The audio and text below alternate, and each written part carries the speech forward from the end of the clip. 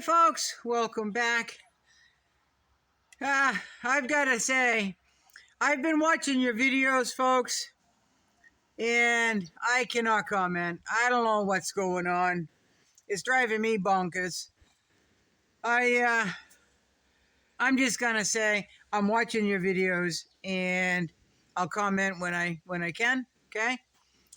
So, Lori at Offgrid World, I absolutely loved your video about your three hats that you showed in your last video. I loved every one of them. So thank you for that. Thank you. So I've been rather busy. Oh, there's a lot of things going on.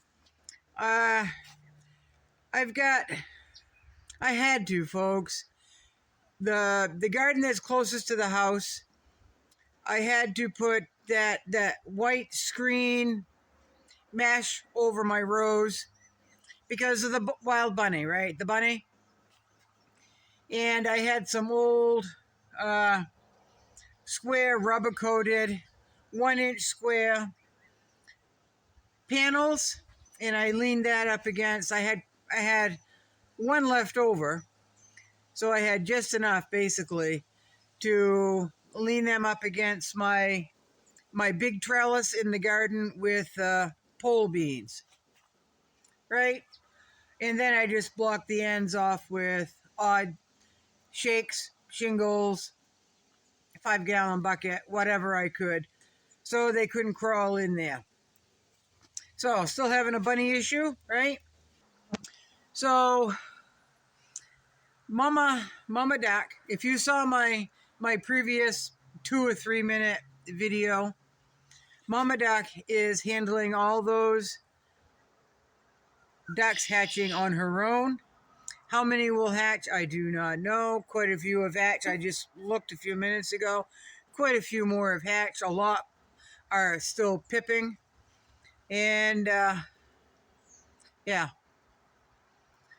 For a year that I didn't care if I had any Muscovy ducklings hatch, I was collecting the eggs the best I could, folks, and eating them, giving them away. But they got sneakier, just like the geese got sneakier too. They would put the eggs down deeper in the hay, and then they would put more hay on top to disguise it. But I think it was to prevent me from finding the eggs and collecting them. And it worked, folks. They outsmarted me.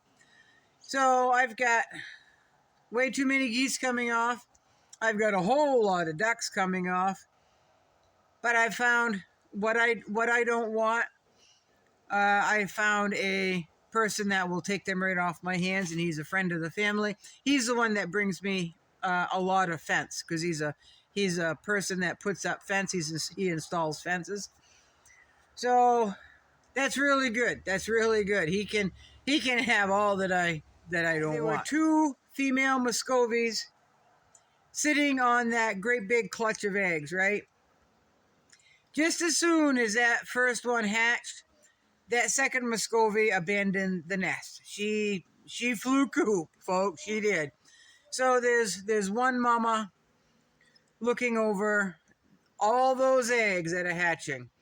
Now, not all of them will hatch.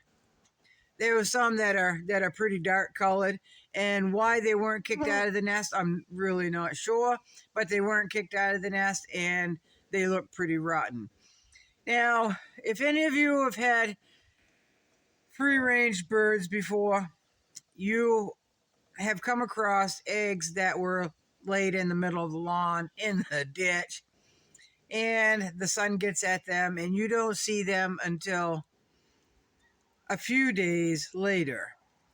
Now, I have had a goose egg explode in my hand, folks, and trust me, that is something that you do not want to smell. You do not want to get on you, and you do not want to get on your clothes, because it is the raunchiest smell.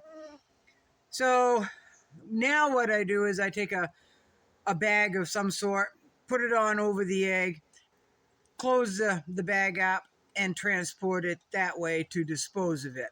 So if it explodes, it's going to explode inside the bag, not all over me. So I know some of you have experienced that.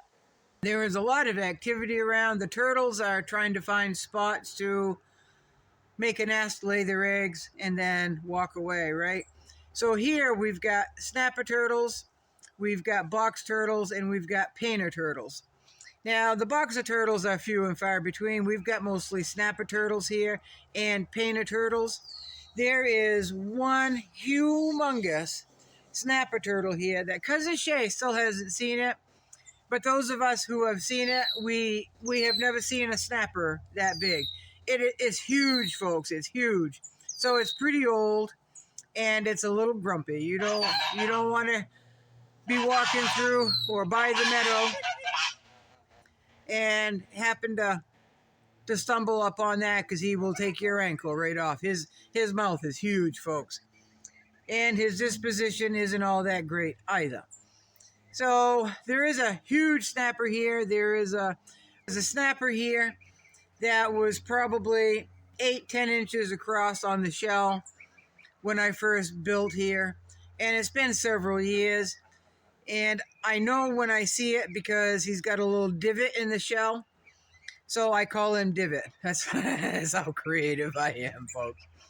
So, and he's been around. He's one of the first ones, or she is one of the first ones to emerge when the warm weather starts coming about. So I know Divot is still alive. I call it a he instinctively because I have never seen Divot scratch holes to lay eggs. So I think it might be a male. I'm not sure. It's really nice to be able to see the sun. We've had the sun for the last 2 days, and it's been right around 70 degrees. It's been rather nice, and both days have been quite breezy. Did that keep the black flies away? Absolutely not. This new breed of black fly that has come into Maine, they're relentless. I don't know if they're bionic. I have no idea. The fly dope doesn't work on them, and the wind doesn't keep them away, folks. They're absolutely miserable. So I'm looking at my geese. The baby geese are growing really fast. They are, but that's geese do. The ducks won't grow as fast, but they'll grow pretty fast as well. So I guess that's it. You'll be good. Bye-bye.